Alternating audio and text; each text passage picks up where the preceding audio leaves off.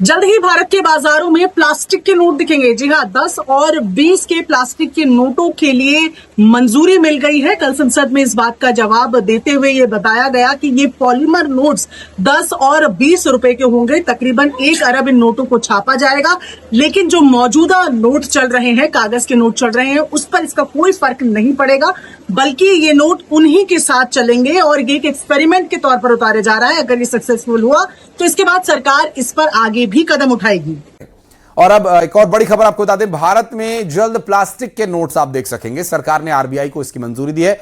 देश में बहुत जल्द 10 और 20 रुपए के नोट प्लास्टिक के ट्रायल के तौर पर 100 करोड़ नोट छापे जाएंगे और 10 और 20 रुपए के कागज के नोट भी चलते रहेंगे, उन्हें बंद नहीं किया जाएगा।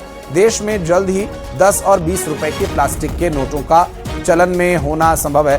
केंद्र सरकार ने भारतीय रिजर्व बैंक के प्रस्ताव को मंजूरी दे दी है। फिलहाल ट्रायल के लिए दोनों तरह के 100 करोड़ नोट छापे जाएंगे। सरकार की तरफ से ये साफ कर दिया गया है कि 10 और 20 रुपए के कागज के नोट भी पहले ही की तरह चलते रहेंगे। कई देशों में प्लास्टिक करेंसी इस्तेमाल की जाती है और भारत में भी इसके लिए अब एक डोर खुला है और एक प्रयास के तौर पर 10 और 20 रुपए के नोटों को प्लास्टिक में छापा जाएगा। और ऐसा नहीं है, कागज के नोट भी चलेंगे, जो पुराने नोट हैं वो चलते रहेंगे। नोट बंद नहीं होगा, कोई भी नोट बंद नहीं होगा और किसी भी तरह की कोई कंफ्यूजन ना रहे, इसके लिए इसके संबंध में निर्णय लिया जाएगा और संभव है पब्लिक डोमेन में भी इसके बारे में सूचना जारी की जाएगी। जल्द ही भारत के बाजारों में प्लास्टिक के नोट दिखेंगे। जी हाँ, 10 और 20 के प्लास्टिक के नोटों के लिए मंजूरी मिल गई है। कल संसद में इस बात का जवाब देते हुए ये बताया गया कि ये पॉलीमर नोट्स 10 और 20 रुपए के होंगे। तकरीबन 1 अरब इन नोटों को छापा जाएगा।